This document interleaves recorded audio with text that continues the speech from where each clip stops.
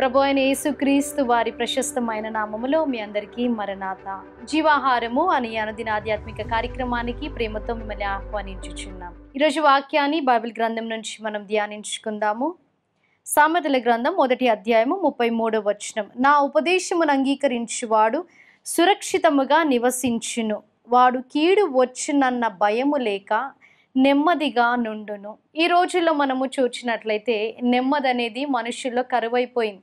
సమాధానం అనేది లేకుండా జీవించే వారుగా ఉన్నారు. అన్నీ ఉన్నప్పటికీ నెమ్మది లేని బ్రతుకులను మనము చూస్తున్నాం. కానీ దేవుడు ఈరోజు ఈ ఉదయకాల సమయమున వాక్యం ద్వారా మాట్లాడుచున్నారు. ఎప్పుడైతే నీవు నా ఉపదేశమును అంగీకరిస్తావో నీవు సురక్షితముగా ఉంటావు. అలాగే ఎటువంటి భయము నీ దరికి చేరదు.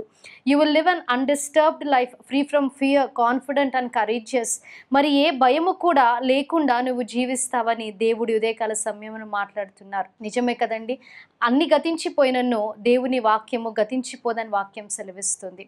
కీర్తనల గ్రంథంలో మనం చూచినప్పుడు 119వ కీర్తన 93వ వచనములో ఇక్కడ దావీదు ఇలాగనుచున్నారు, నీ ఉపదేశము వలన నీవు నన్ను బ్రతికించితివి, నేనెన్నడను వాటిని మరువను. శ్రమ దినమున అవి నాకు సంతోషం ఇస్తాయి. శ్రమ దినమున అవి నాకు సంతోషం ఇస్తాయంటే నీ ఉపదేశము, నీ వాక్యము, ఈ బైబిల్ గ్రంథముని మనము చదువుకున్నప్పుడు శ్రమ దినమున కూడా అవి మనకు సంతోషమునిచ్చేవిగా ఉన్నాయి. మనను బ్రతికించేదే వాక్యమై ఉంది. కాబట్టి మన జీవితాలలో వాక్యానికి ప్రథమ స్థానము మనం ఇవ్వాలి. ఎన్ని వచ్చినప్పటికీ, ఎన్ని చేసినప్పటికీ ఈ వాక్యం అనేది గతించిపోదు. కాబట్టి ఎవరైతే ఆయన వాక్యాన్ని అంగీకరిస్తారో, శ్రమ ఉన్నా, కష్టమున్నా, బాధ ఉన్నా అది చదివి దాన్ని అంగీకరించే వాళ్ళు సురక్షితంగా ఉంటారని వాక్యం సెలవిస్తుంది. ఎటువంటి భయం లేకుండా ఉంటారని వాక్యం సెలవిస్తుంది. అలాగే నెమ్మది కలిగి ఉంటారని వాక్యం సెలవిస్తుంది. మనకి అన్నీ ఉన్నప్పటికీ నెమ్మది లేకుండా మనము జీవించినట్లయితే ఎటువంటి ప్రయోజనం లేదు.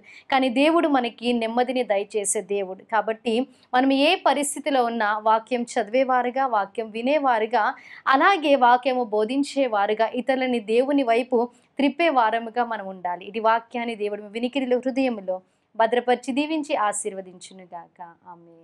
మహాగణుడా, మహోన్నతుడా, పరిశుద్ధుడా, మీకు స్తుతులు. ఉదయకాల సమయంలో తండ్రి వాక్యం ద్వారా మీరు మాతో మాట్లాడి ఉన్నారు తండ్రి. అవును తండ్రి, మీ ఉపదేశమును అంగీకరించినప్పుడు తండ్రి దేవా, మీరు మమ్మల్ని సురక్షితముగా ఉంచే దేవుడిగా ఉన్నారు. అలాగే నెమ్మదిని దయచేసే దేవుడిగా ఉన్నారు. దేవా, ఎందరైతే తండ్రి నెమ్మది లేని స్థితిలో ఉన్నారో వాక్యము ద్వారా మీరు వారితో మాట్లాడి ఉన్నారు. విన్న వాక్యాన్ని ప్రతి ఒక్కరి హృదయంలో మీరు భద్రపరిచి దీవించి ఆశీర్వదించండి. యేసుక్రీస్తు నామములో అడిగి వేడుకుంటున్నాం ప్రియ పరలోకపు తండ్రి. ఆమేన్. అందరికీ మరణాత.